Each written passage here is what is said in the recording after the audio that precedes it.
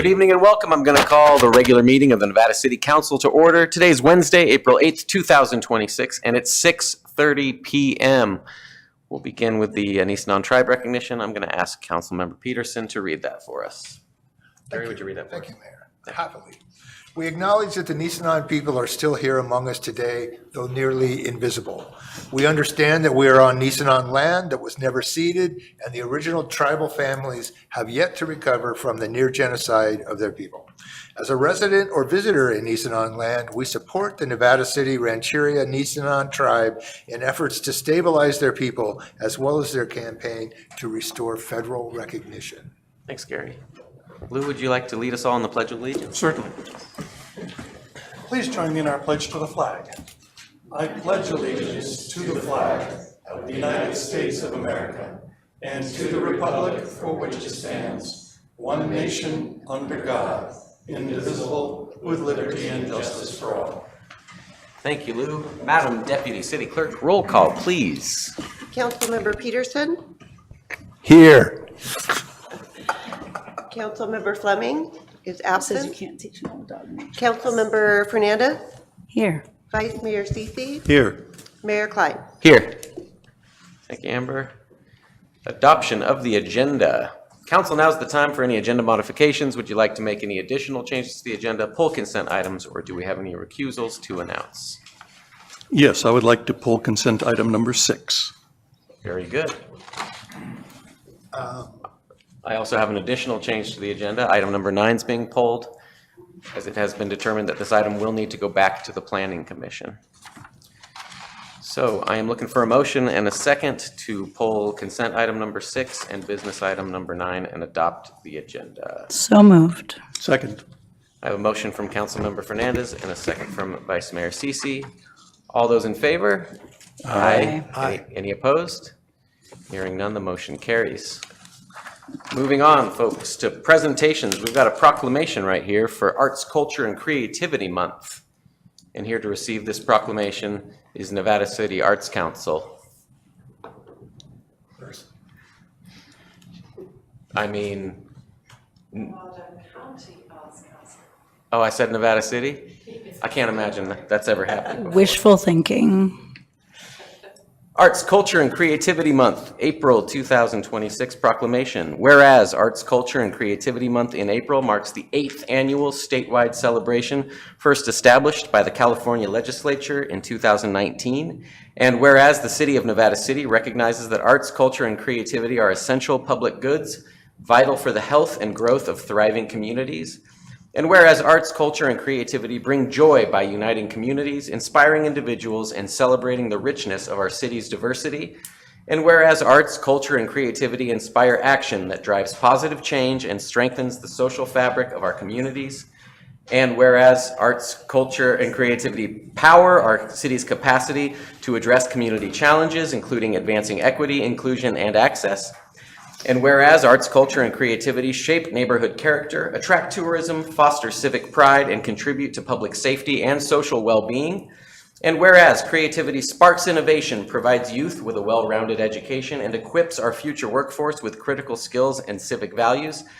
And whereas arts, culture, and creativity drive local economic growth, stimulate business activity, create jobs and workforce opportunities, and serve as essential pillars for small businesses. And whereas over 16,000 arts and culture nonprofits support more than 800,000 jobs and generate $289 billion, representing 7.5% of the state's economy. And whereas California is the 5th largest economy in the world with a creative economy of approximately $261 billion, 8% of the state's GDP. And 8,407, 688 jobs in 2022, according to the U.S. Bureau of Economic Analysis. And now, therefore, be it resolved that the City Council of the City of Nevada City hereby recognizes and proclaims April 2026 as Arts, Culture, and Creativity Month and encourages all residents to join in the celebration dated on this 8th day of April 2026. Would any representatives from the Nevada County Arts Council like to make remarks before we take an artistic photo?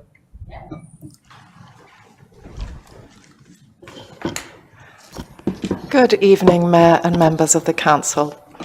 I'm Eliza Tudor, Executive Director at Nevada County Arts and Culture, formerly Nevada County Arts Council, and a resident of Nevada City.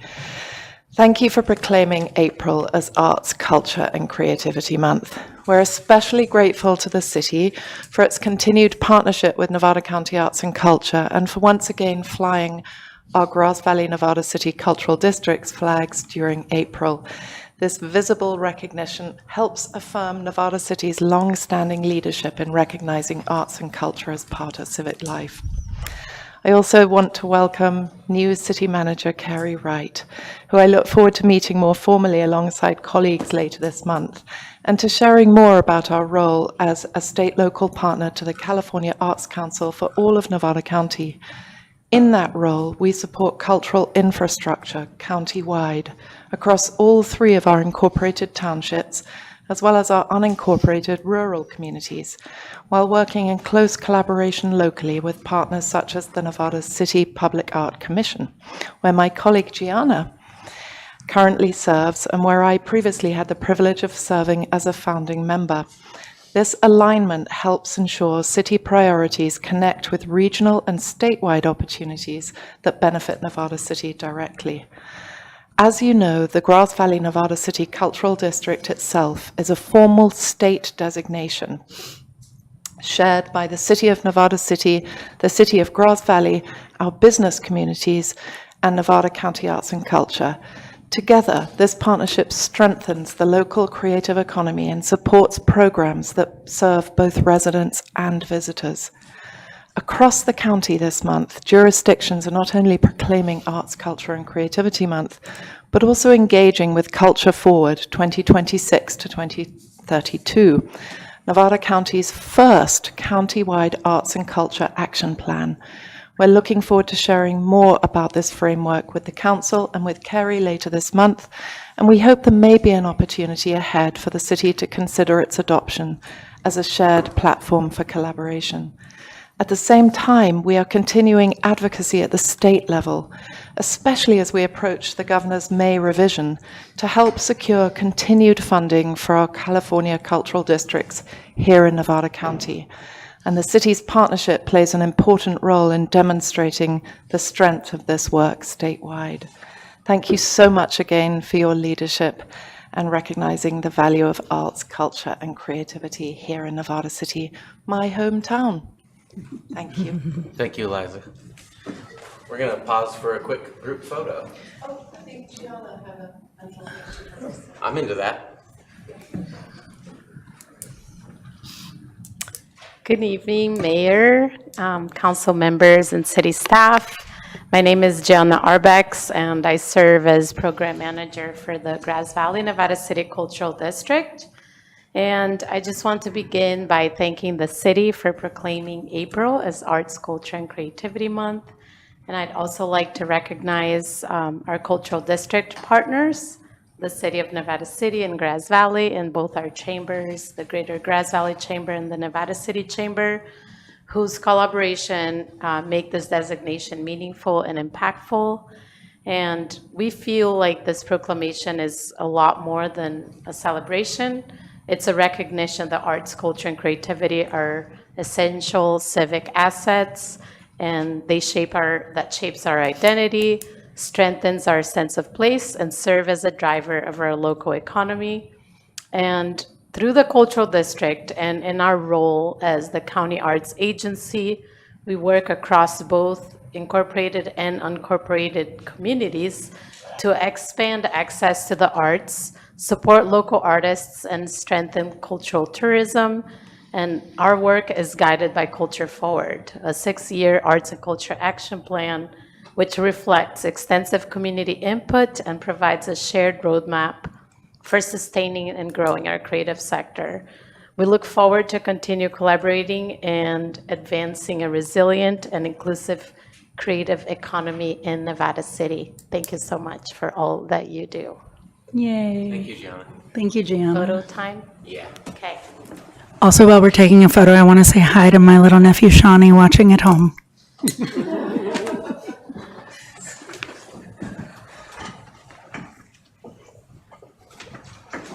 going, somewhere out there.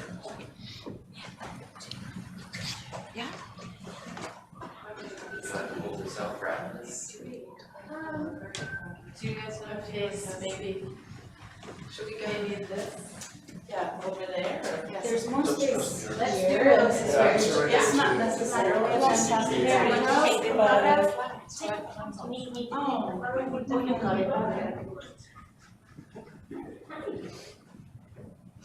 Where's the word?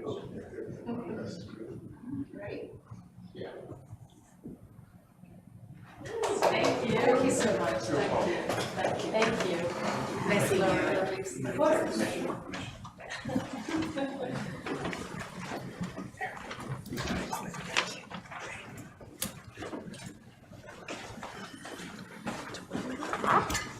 Wonderful. Moving on, public comment. Government Code Section 54954.3 provides that any member of the public may address the city council on any matter not on the agenda that is within the subject matter jurisdiction of the city. The Brown Act, with limited exceptions, does not allow the council or staff to discuss issues brought forth under public comment. The council cannot take action on non-agenda items.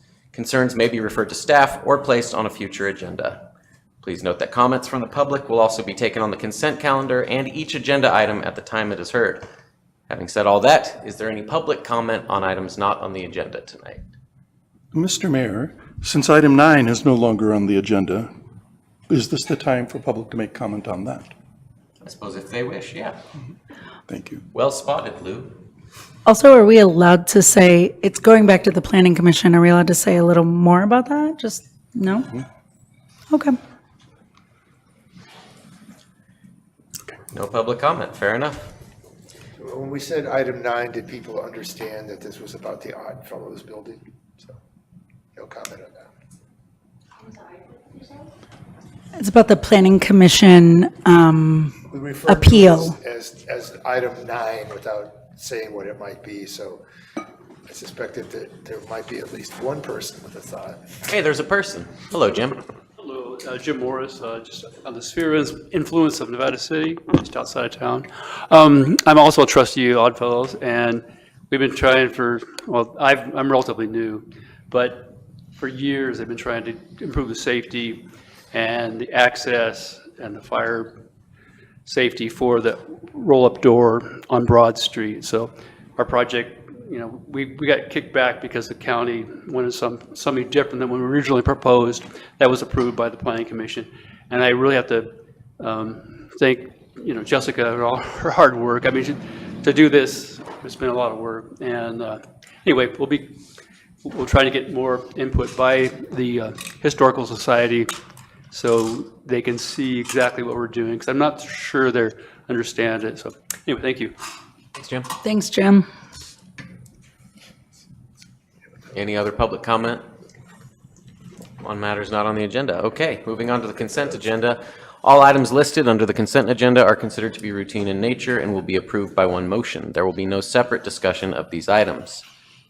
Before we take action on the consent calendar, we will hear any public comment on consent calendar items only. Do we have any public comment on a consent item? Hearing none. I'm looking for a motion and a second to approve the consent calendar, except for item 6, which we I already move that we discussed. approve the consent items minus item 6. Second. It's a motion from Councilmember Peterson and a second from Vice Mayor Cece to approve consent calendar. Let's do a roll call vote.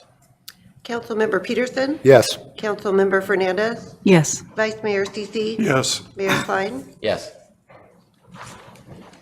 Great. Now we'll do number 6.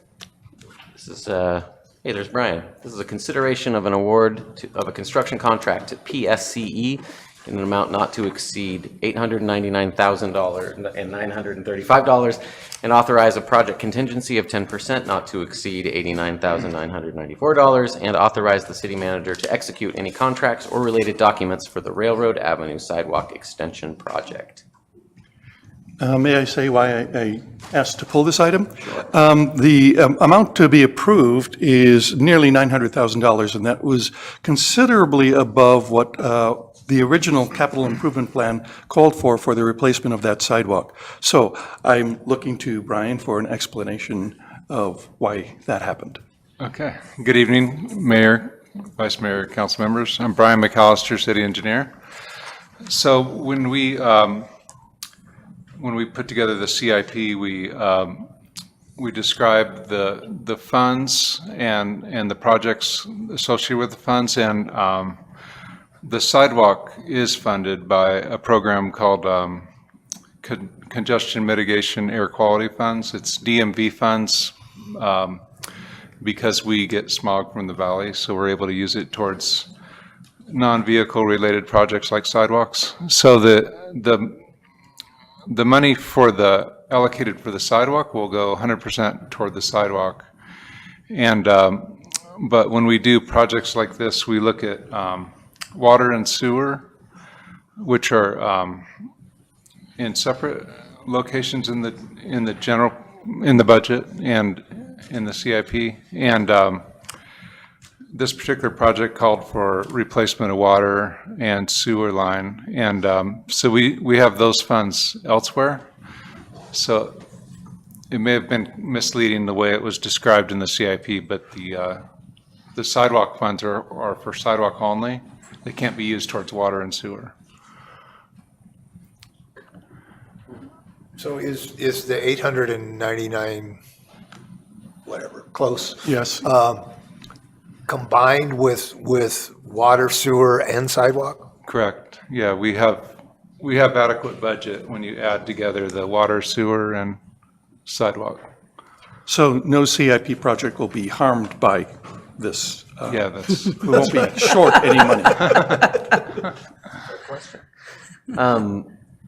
Yeah, I was looking at the packet. I saw, here's the whole price. Here's what's the funds that we're getting for this project, and then it said the remainder would come from Measure M funds.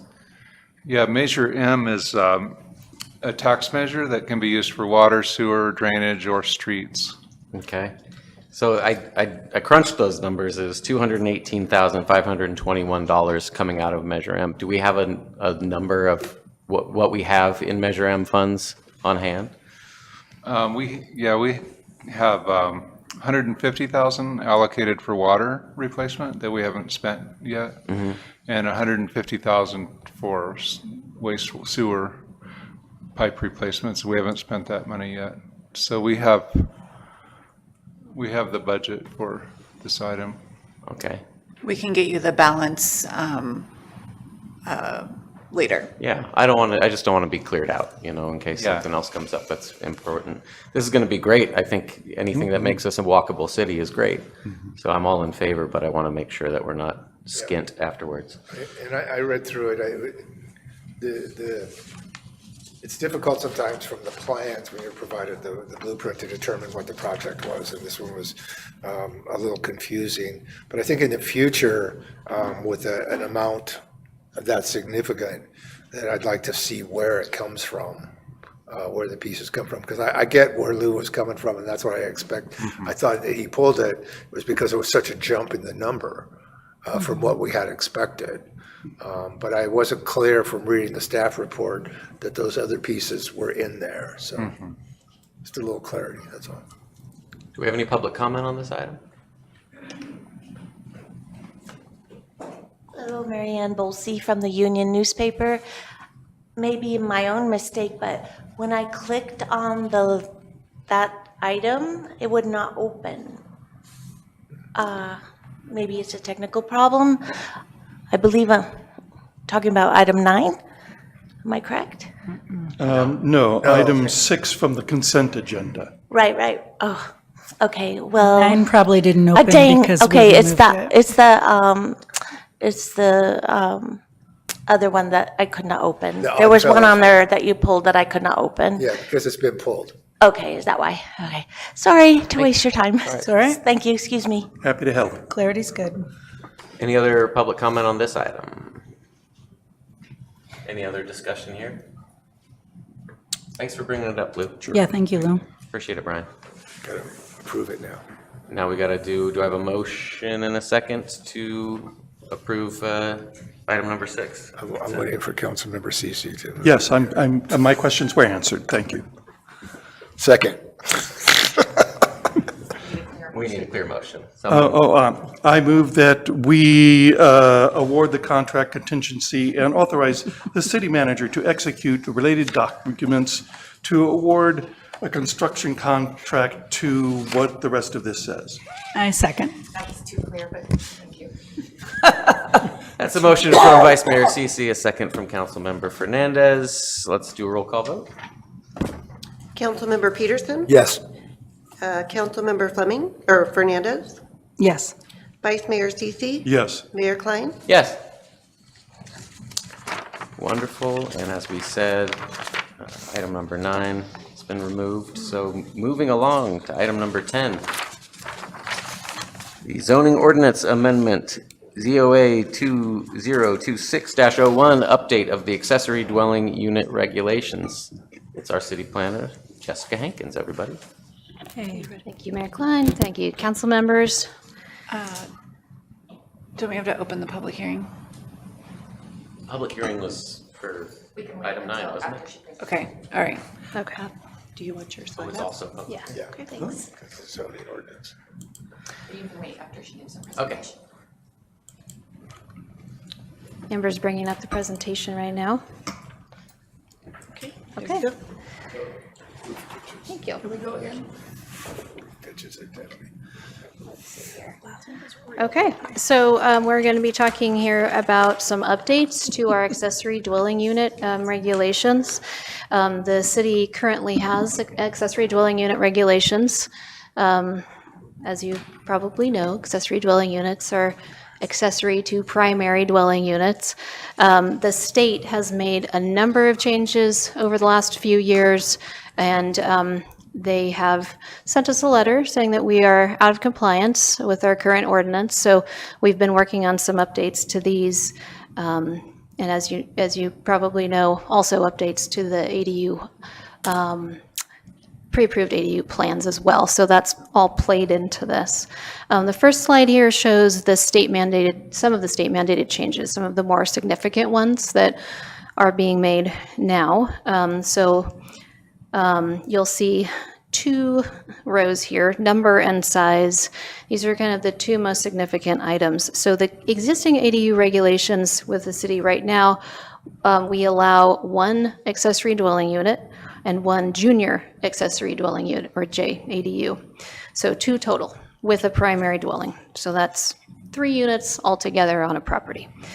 The state has updated their laws so that now we are actually also required to have the same laws in place with our ordinance. Now we have to allow 1 attached accessory dwelling unit, 1 detached accessory dwelling unit that is new. And we also must allow a detached conversion ADU. That can be a conversion from an existing accessory unit like a garage, as well as 1 JADU. So 4 total now, no longer 2 total on 1 property. And so that's where the potential for 5 comes in that you may have seen in the staff report. That's on a single family parcel. On multifamily parcels, currently we allow 2 accessory dwelling units per site and no more than 90 or 25% of existing units. With the new state law, we have to allow up to 8 detached units per site and ADUs within the multifamily structure, not to exceed the number of existing units. In terms of size, the JADU size remains the same with the new state laws, but there is also now a minimum applied. And then the current on ADUs that are 0 to 1 bedroom, 0 is a studio unit, obviously, and then 1 bedroom unit, we currently have an 850 square foot max. That is remaining the same in the proposed regulations, but only for attached ADUs. For detached ADUs, we can now go up to 1,200 square feet for any number of bedrooms. So it can be a studio that is 1,200 square feet, for example. So for 2+ bedroom ADUs, currently we're at 1,000 square feet max, and now we're going up to, like I said, 1,000 for attached and 1,200 for detached. Oops, one slide back here. Okay. There were a couple of changes that we made with the Planning Commission that we do have some discretion over, so I wanted to bring those to your attention.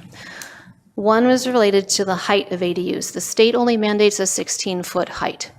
After we looked at the conceptual pre-approved ADU plans, it appears from the height study that was done by our consultant that 18 feet would be a lot more flexible for folks, especially with the topography in our area. It could help to reduce some construction costs, and it would be more consistent with the mother lode style of architecture with the steeper pitched roofs. So that is a recommendation, and that is in the proposed ordinance in your staff packet. The other area of discretion that you would have is with parking exceptions. We added a new parking exception for if a parking space is required, is normally one space is required with the new ADU. But if that new parking space is going to remove an off-street parking space, so somebody's parking along the curb and we have to make a new curb cut there to create a new on-street or on-site space, we will waive that requirement for that space. Or if it would result in the elimination of a tree over 6 inches diameter at breast height because of our tree ordinance, or result in the removal of more than 25% of the required front setback landscaping. We have added those as new exceptions to the on-site parking space.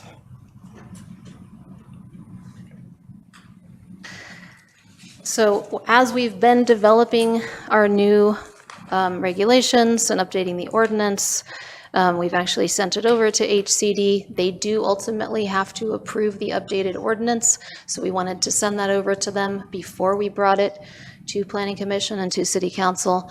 They have given us a green light on bringing it forward to you. Doesn't necessarily mean that they will approve it in the end. We could get a new staff person or something like that.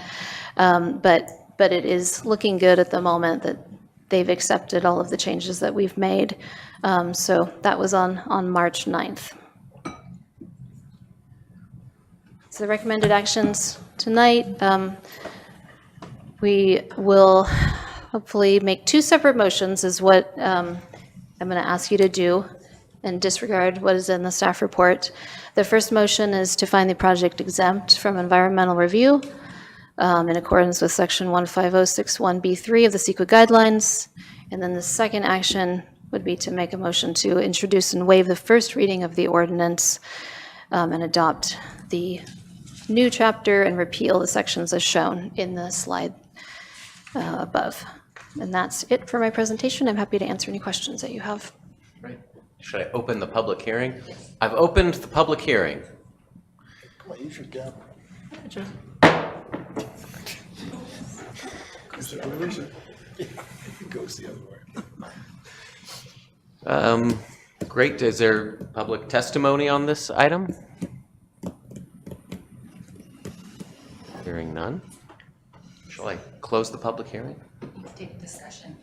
Yeah, discussion. I have some disgusting things to say. Oh, no. Disgusting. I'm sorry, that was a bad pun. I noticed that you discuss. said, and I'm not pressuring you to rephrase this, but we have to allow these additional ADUs because of state law. And I've been saying this for 4 years now, nearly, that the state does not pay attention to small rural communities. That these solutions, which work well to increase the density of urban centers, are in fact a detriment in rural communities like ours, where increased density is an increased fire risk from wildfire. All you have to do is look at Paradise to see how that worked out. And I know there's not much we can do to change the state law, but I need to voice that opinion and have it on the record. Thanks, Luke. Thank you for that great slide that explained the differences. That was a really good slide. That was really educational, so I sometimes. They're important to him, They the are. slides. Sometimes I fall in love with a good slide, so it happens. But very well stated. Yeah, I'm with Lou on this. On the other hand, I want to say that there was some political efforts made out of fear that our entire community would be overrun with ADUs, which hasn't come to be, and is unlikely to come to be because of the nature of our topography and our economics. So, good work. We've got to keep the state happy. You're right, Lou. They don't think about little rural economies until you don't do what they want, and then they think about you a lot. That's right. Yeah, thank you, Lou. I agree with that in sentiment. I do think that there's a bit of a middle ground in terms of density. And I don't think the fear mongering that's happened in our community is warranted. So I think we're in good shape. I appreciate you picking this up, and let's finish it up. Yeah, thank you.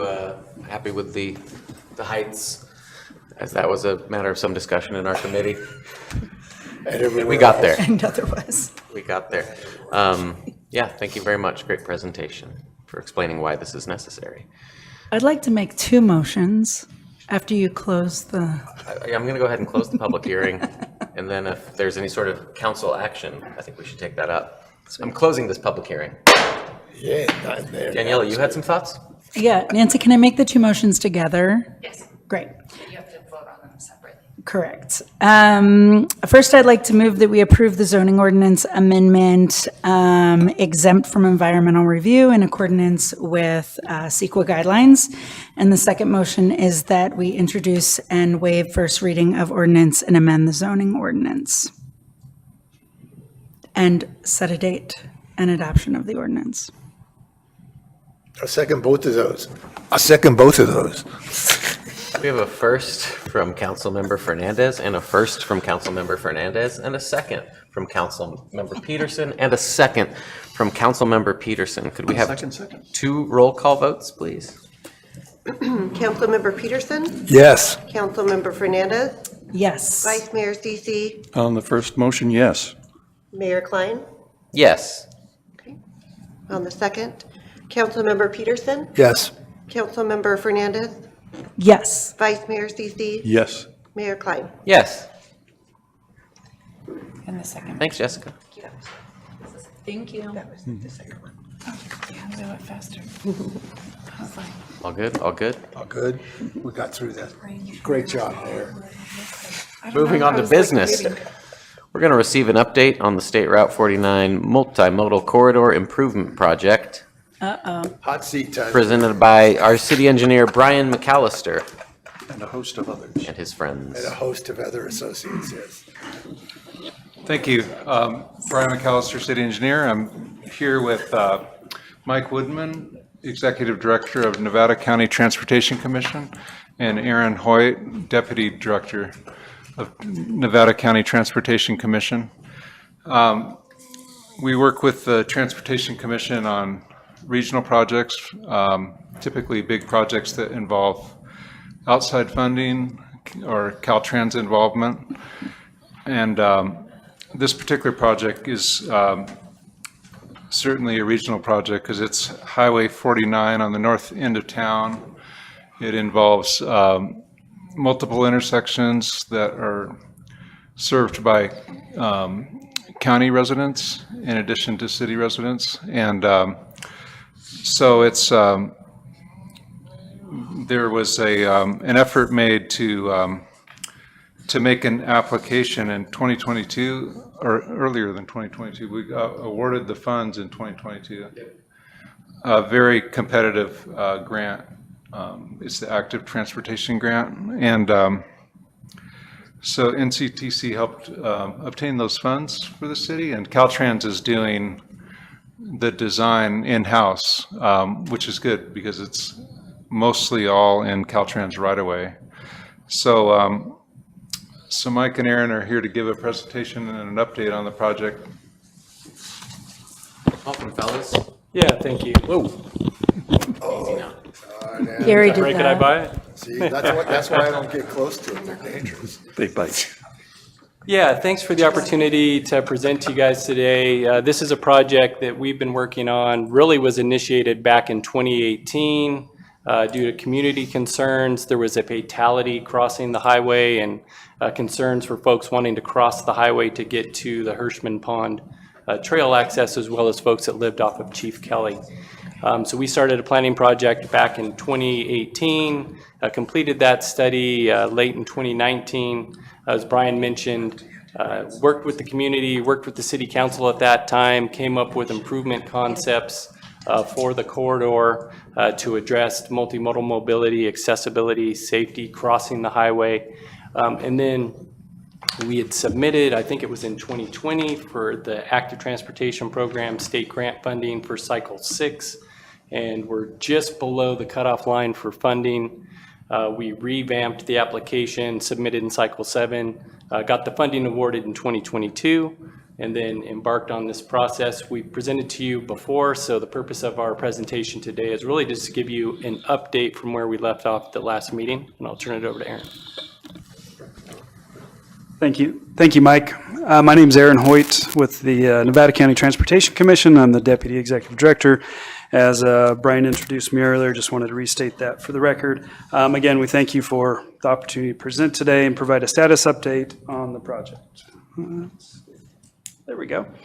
So I think Mike may have covered some of this, but just for reference for council members and those in the audience or who may be watching, the project extends from just west of the intersection of State Route 2049 and Urin Street, all the way out to the former juvenile hall at Cayley Court. Mike talked about kind of the history of the project and how we got there, but there's really 6 main components for this project, and I will go through these on the following slides, but you can see, hopefully you can see from your location, the little numbers on the screen pointing to the intersections of Coyote Street, North Bloomfield, East Broad, Orchard Street, Maidu Avenue, and then Cement Hill Road, and West Broad Street, and then finally out at the location near Juvenile Hall. So we'll be touching on all those different pieces in the coming slides, but I just want to provide a little bit of reference for you. Okay, so once we were awarded the funds, we were trying to decide how do we lead this through design, through the environmental phase, through right-of-way, and then ultimately construction. And for a small office of ours, that would have been a significant effort to hire on a consultant to lead all those. It's not something we've done in the past, and it does require significant investment in staff time. So we elected to have Caltrans work through it. That is somewhat of their specialty of designing improvements on the state highway system, and who knows better than all the ins and outs than Caltrans of getting through the approval process. So to date, we have worked on a number of things, including preparing the preliminary designs that we had showed at a open house in October 2025, trying to gain community feedback on the project and the various components, ultimately revising the scope of work for the project that we talked about here in December with you, December of 2025. And then also trying to understand and address the impacts that a potential courthouse relocation to the former site of the Forest Services would have on the project. So as I mentioned, our first open house was in October 2025. We had about 45 different individuals from the community attending, some from the city of Nevada City, some from the incorporated portion of the county. And we had the ability to go through with a high-level presentation, be able to answer a ton of questions afterwards, and ultimately get some initial feedbacks. And then in January 2026, kind of working through some of those design changes in the project and updating project cost estimates, we were notified by Caltrans that we're about $5 million over what the grant award was. And there's a number of reasons for that, from adding in additional elements to the project, cost escalation that we saw from originally starting developing the application in 2022. And so we've tried to work through those number of things. And really what we're trying to do now is align kind of our project costs with some of the community concerns and deciding how to move forward with those.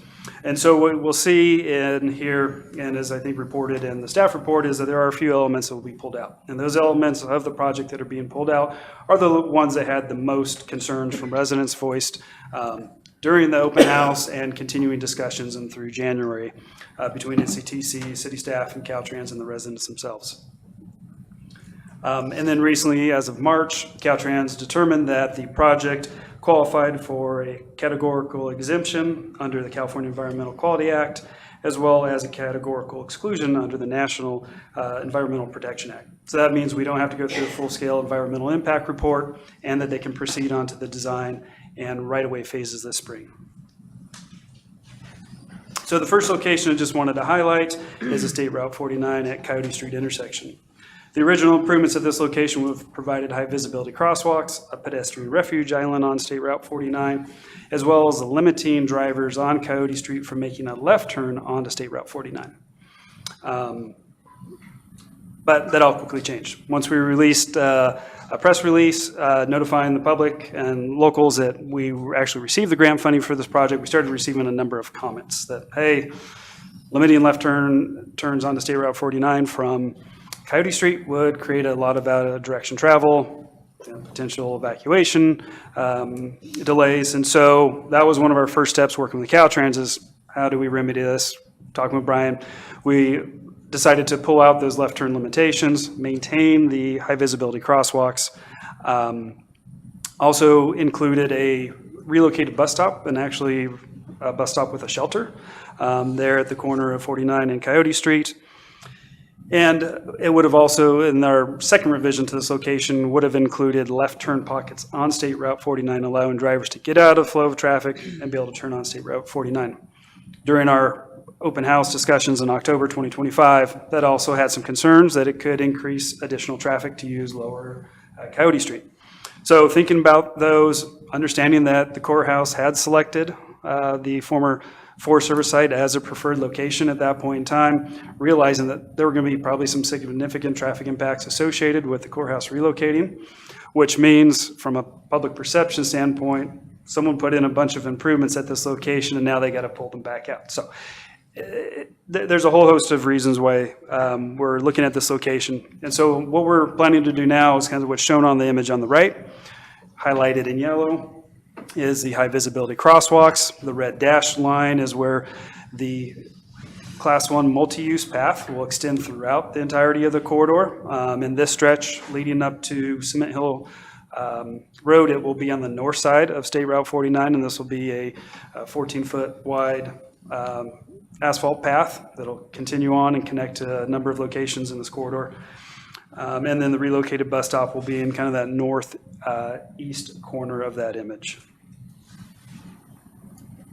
The next intersection that I'll mention is the State Route 49 Bloomfield Road and East Broad Street intersection. This location has some fairly minimal upgrades. It already has crosswalks. We're proposing to put enhanced visibility crosswalks there, more like a ladder style at this location, as well as continue on that multi-use path through the intersection. There will also be some ADA accessible curb ramps that will be put in to make sure the entire intersection is up to current standards. And this was one of the locations that had fairly few concerns and nothing of significance. However, the intersection of State Route 49, Maidu Avenue, and Orchard Street, we did spend a significant amount of time talking with the community residents, specifically Orchard Street, on how to resolve potential concerns for increased traffic on Orchard Street, which we all know is a narrow one-lane road with only egress out onto State Route 49. And with the proposed roundabout that we initially had, there was concerns that it would encourage drivers to utilize Orchard Street to access the library, to access Nevada County Government Center. So after hearing some concerns and talking with residents of Orchard Street and the council, we had Caltrans look at revising the roundabout to essentially eliminate vehicles leaving Orchard Street from going into the Government Center on Maidu Avenue, effectively creating a bypass lane around the roundabout. So looking at the design, all the required standards, they just determined, yes, you can build it, but it's going to have significant cost implications as well as direct right-of-way property impacts to several residents on the south side of the corridor. And one of the things we've tried to do with this project is maintain minimal right-of-way impacts to local residents and to county and city properties. Where we're proposing to go with this now is based on the commentary we heard and the concerns, removing the roundabout, and in its place we'll be putting high visibility crosswalks shown in yellow there, as well as rectangular rapid flashing beacons, much like the ones that are located on Zion Street, where residents or individuals can push a button notifying traffic that they'll be crossing the state route there. Also, removing the roundabout at this location helps pull the construction costs back into alignment with the grant award, so there's kind of a win-win here. And the final location that I wanted to highlight in the corridor is a State Route 49 Cement Hill Road and West Broad Street. So this location was the second location to have a proposed roundabout as a single-lane roundabout at this location. And this will be on the north side, kind of the end terminus for the new multi-use path, where it will transition to the south side of Highway 49, effectively starting at Chief Kelly Drive, extending all the way down to the terminus at Kaylee Court. Being familiar with this location, there's a high-speed kind of a slip ramp or exit ramp road from eastbound direction onto West Broad Street. So that high-speed ramp will actually be removed. In its place, there will be the multi-use path taking its place to slow down traffic coming through there. So this will be kind of the gateway entry, if you will, into the corridor, people coming from State Route 49 at higher speeds into an area where we're hoping that they're going to slow down, hoping to improve safety for pedestrians and cyclists with the various high visibility crosswalks, rapid rectangular flashing beacons. And I also mentioned that at the western terminus of this down by Kaylee Court is going to be a radar feedback sign. So as you're driving through, it'll flash and let you know, here's what your speed is, here's what the posted speed is, trying to signify that there's some changes in driver behavior that should be forthcoming. And to wrap this up, we still have a lot of work to complete with the full engineering details, with the right-of-way phases of the project, that will begin later this spring, last for approximately a year. And during that time, we will have the opportunity to look at landscaping and some lighting concerns that were voiced from the public. Landscaping, how can we incorporate more landscaping in here? Maybe not have the roundabouts look like those down on State Route 49 on the Placer side. And how can we install lighting that directs lighting down to not impact nearby residents as well as light up the sky? So I appreciate the opportunity for us to present tonight, to share the status update with you. And I'm sure that we will probably be back here in the future with another update. So again, thank you for the opportunity, and we'd be glad to answer any questions that you may have. Thanks so much. We'll do some council discussion before taking public comment. Yeah, I have a question. Can you say again real quick where the, this is your speed, beware, where is that again? That'll be down there right about the Elks Lodge. Oh, got it. Okay, that's perfect. And I'm also thinking, coming out of the roundabout, I really appreciate the changes. I think you guys did a really fantastic job of listening to resident and council feedback and incorporating that. Thank you. That doesn't always happen. That's an example of how government can get it right, I think. Thank you so much for that. I'm thinking about when they come out of, is there any thought or concern, the flashing crosswalks at Coyote and Maidu, I'm just concerned about the speed that can be picked up before getting down that way. Any thoughts? There are probably some treatments we could do. As we mentioned at a prior update to you, and I think it was also in the staff memo, that because this was active transportation program funded through the California Transportation Commission, we will have to seek scope change approvals. Through some preliminary conversations, they've said this seems like, something that we can approve. They did ask really questions along the same lines of what you're asking, Councilmember Fernandez, that how can we improve safety there? So potentially there's options for pedestrian refuge island there, maybe some of the transverse markings that would, kind of get bigger as you come up to the crosswalk. So those are all other details that we'll need to work through in the design phase with Caltrans. But I think what we heard from the CTC indirectly was, if you can improve pedestrian safety at this location to a comparable level that the roundabout would have created, it may make their job easier in granting the scope change approval. Great, thank you for that. And then my next question is, how do you guys, there were some folks in the audience that stepped out, but how are you giving this update to local residents, particularly the folks on Orchard Street? Is there communication with them directly, or is it more press release and kind of like a broad sort of communication? Yeah, I have been in contact with the Maine resident that's been kind of organizing on Orchard Street. Great. His name escapes me at the moment. Don Joy. Yeah, so I have communicated this with Don, that is the proposed change to eliminate that roundabout. And it sounds like they're happy to hear the change. Excellent. Thank you so much. Can you tell me what you know about 20 and 49 and the plans for that the real problem intersection? Yes. It is the real problem. Yeah, I'd be glad to touch on that. So that is a project that Caltrans had received funding for under the safety program that they have. It was part of the original corridor plan for this project, but because of just overall costs and us having to put match money up, that was one of the pieces were excluded from that. But because of the safety concerns there, Caltrans has found their own pot of money, which is a great partnership. We put in a little bit, they put in a little bit. We hopefully all get what we want. So currently, they just finished up some preliminary planning. They've worked with us, Brian, and county folks over there. They're planning on proceeding with starting on the preliminary designs and environmental in 2028, and hopefully getting to design late 2029, 2030. Caltrans, at this point in time, looks really at two options, minimum two options at intersections. One is your standard traffic signal, and your other is a roundabout. So that's where they'll be going with those, and they'll have to do their full evaluation of those and cost benefits and trade-offs. And so there will be opportunities for the city as well as the county and residents to be part of that process. Yeah, thanks. I appreciate that. And I would echo what Daniela said. I know I've had some maybe intense conversations with at least Mike, but you guys have listened. I really still think it's important to conceptualize the entire project from 49 and 20 to the juvenile hall, because we still don't know what's going to happen at Coyote. And, I think that, in the world I come from, that the state, the courts would have some responsibility for mitigating impacts of traffic and however that shakes out.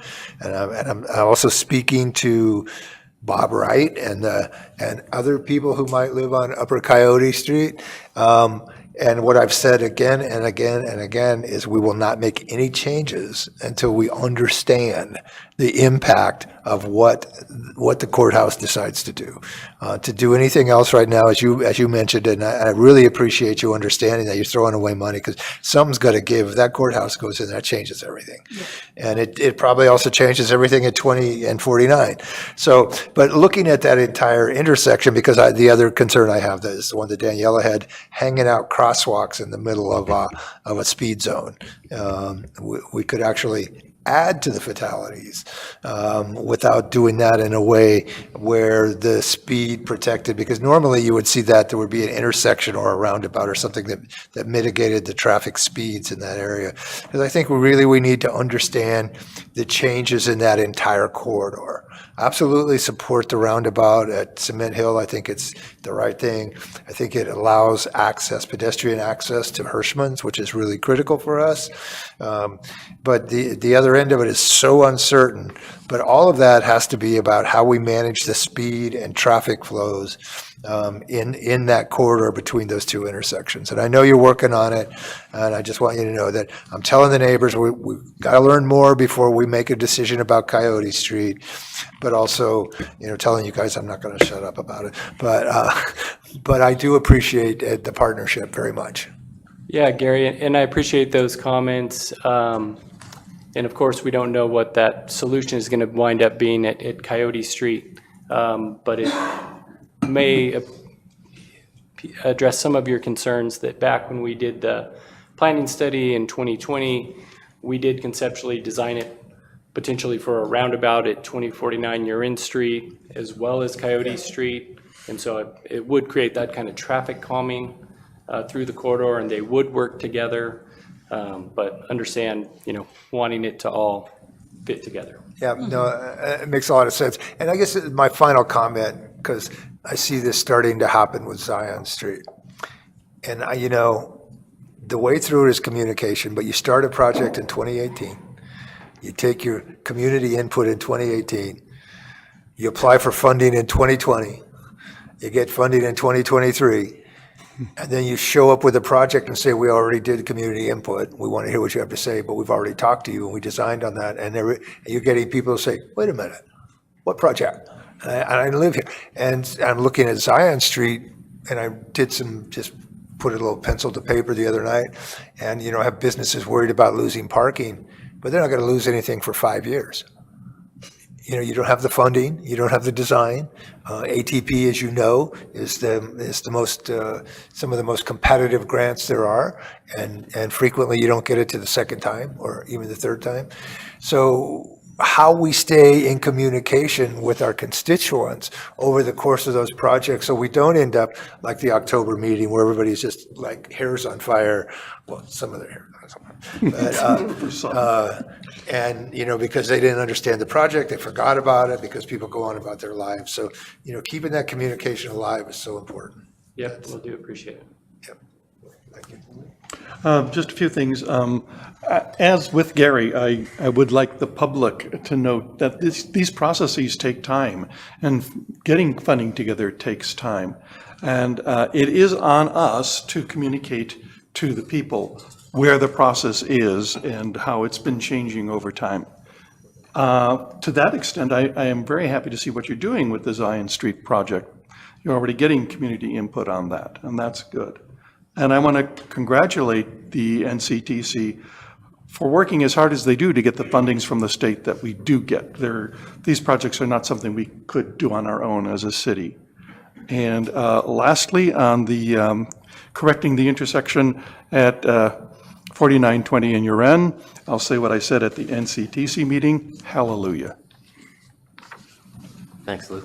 I want to echo what everybody said about the changes and tweaks that have been made based on community input. It's been invaluable. I think it's a better project now than it was then, and seems to be going in the right direction to be even better, and to applaud the community for coming out and making themselves heard.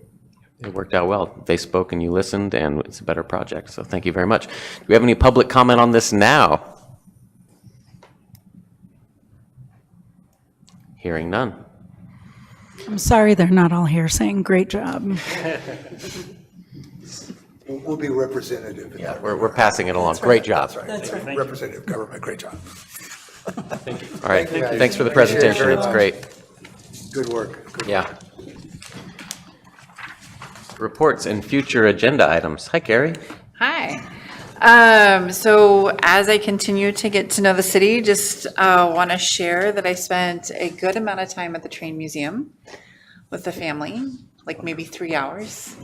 Wasn't all work time. Did you get a ride? I did. I scoped out where you could get married. I got to see the shop, which is where we spent most of the time. It was very cool. There's lots of lathes in there, so I encourage everyone to go visit. Also went to Empire Mine, went in great docent programs out there.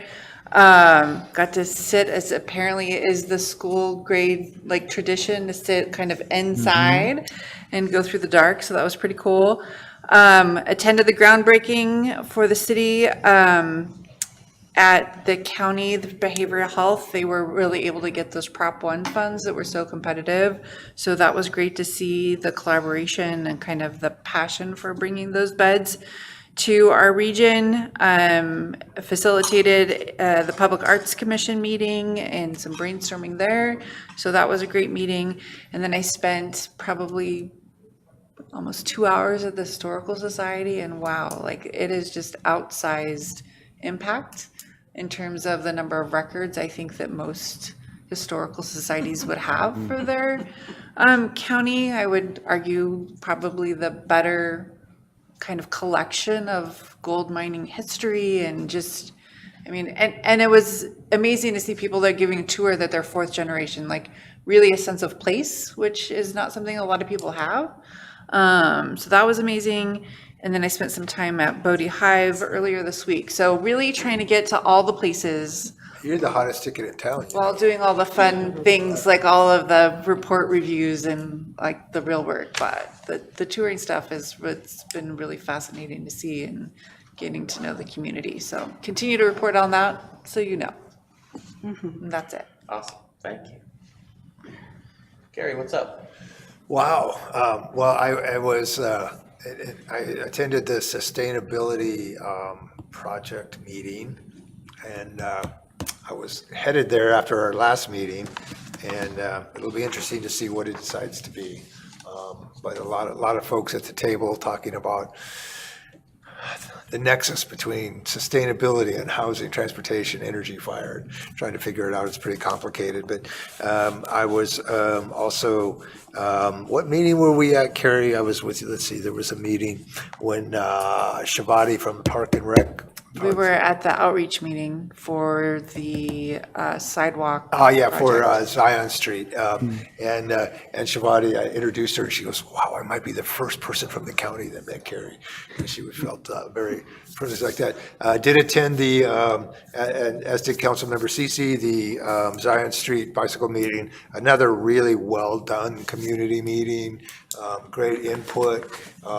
A lot of concerns, people, legitimate concerns, but again, as I said, you start to look at it and like, it's going to be 5 years before a shovel goes in the ground on that. And people get really worked up at the beginning. And so how do we manage that over the course of a project, I think is really important. And I don't think anybody doubts that is a very important project for the city in terms of what it means to Seven Hills, but what it means to transportation and safety for schools and bicyclists and everything else. There's a lot of work to be done on that project going forward, but it was well worth my time to attend.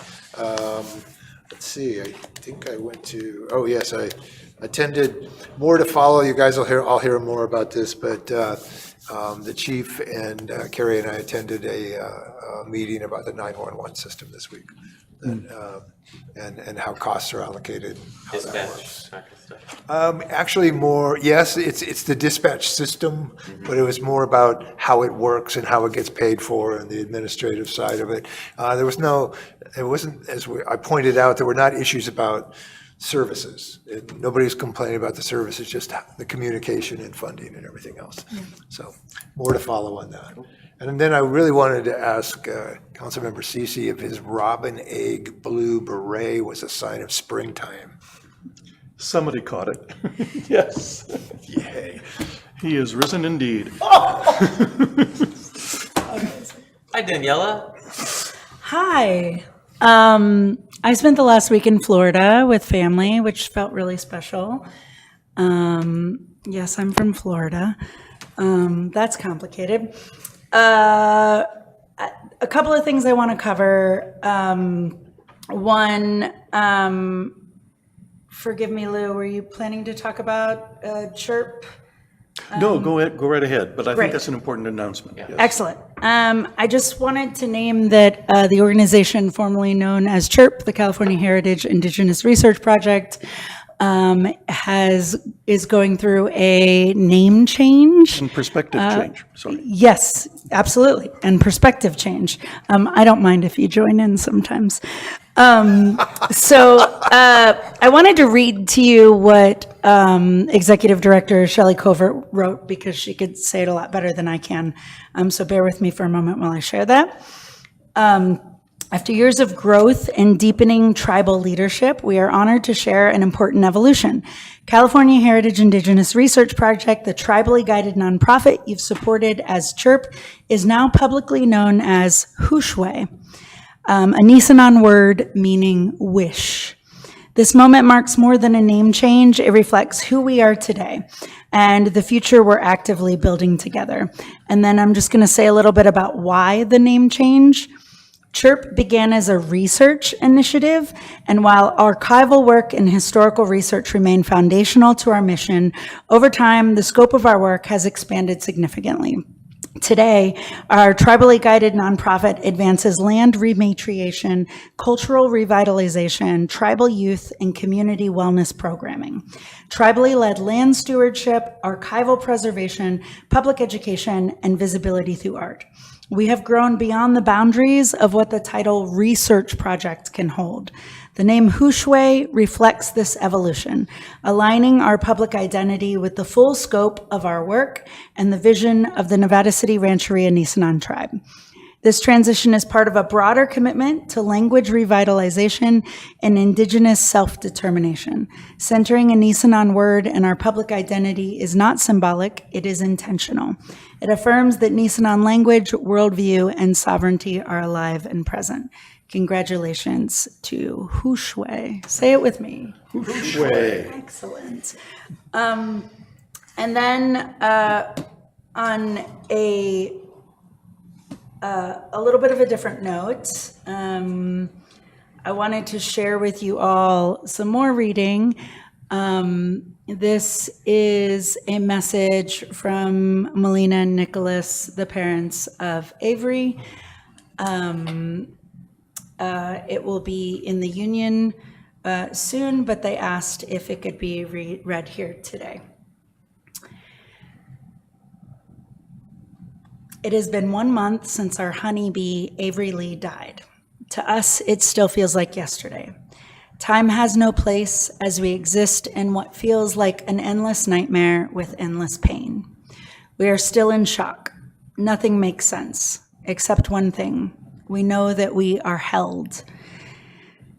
And if it were not for the immense amount of support from you, our community, and our dearest loved ones, it is not certain we would be waking to try to live another day.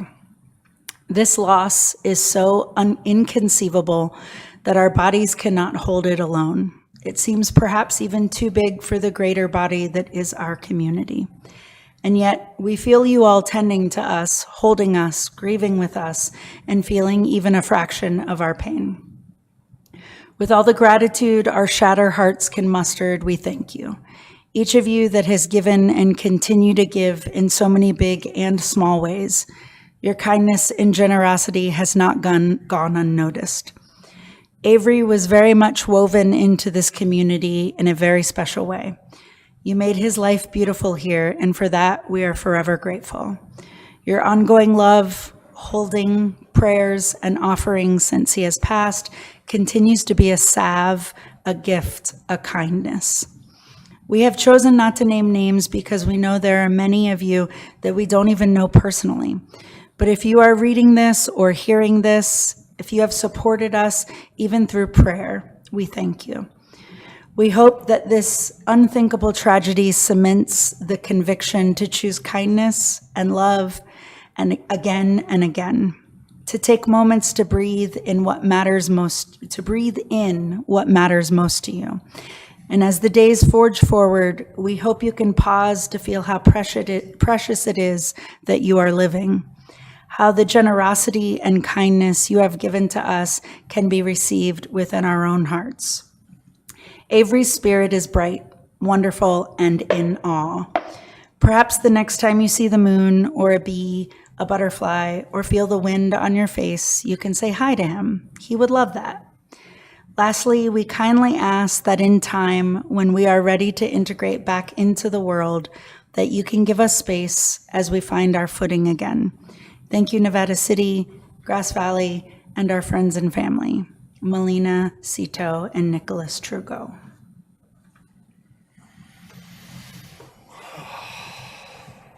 Thanks for that, Daniela. Mm-hmm.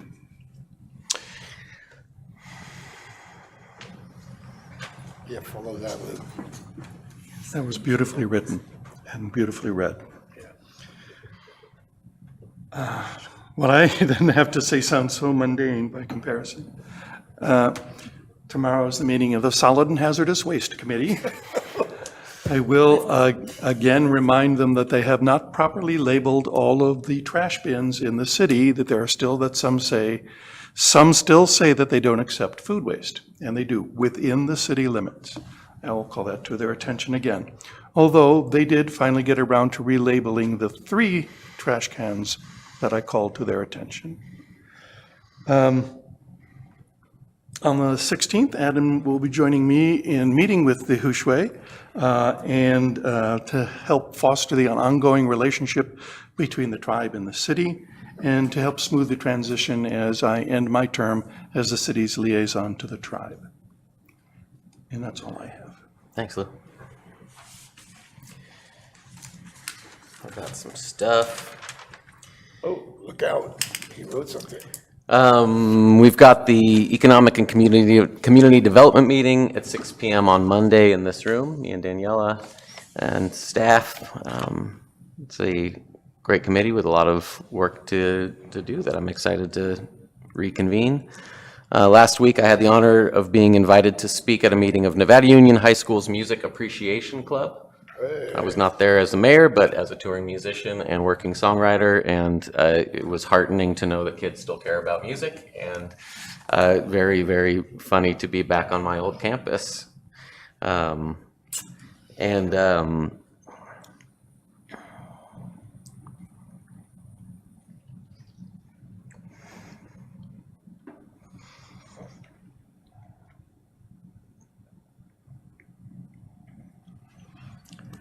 We lost an important one. Stewie Wiles, who most will remember as the owner of the Grey Goose,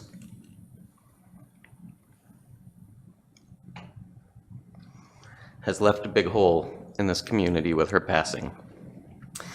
In my 20s, back when the Grey Goose was on Commercial Street, I rented the apartment above her store for years, and we became close friends. She called herself my mother under the stairs, to some amusement, but the joke was on her because I really needed one.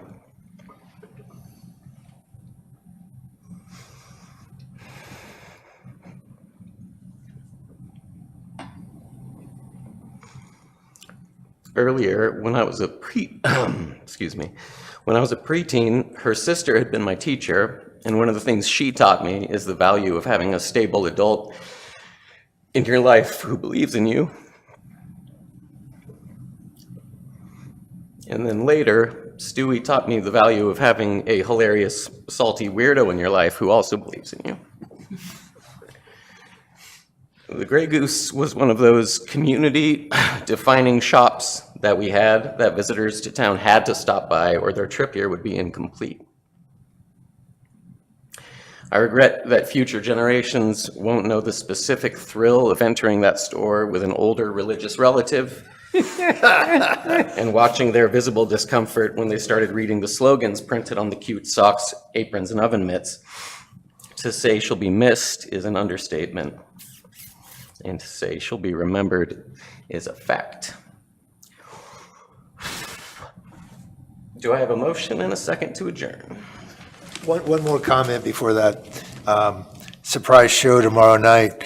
Golden Shoulders is supporting Nick Lowe at the Center for the Arts, and he's got a guest bass player as well. So it's a big show, and I just wanted to name that. I can't wait. Thank you, Stewie, for your service to this community. I move that we adjourn. I second. That's a motion from Daniela, a second from Lou. Good night, everybody.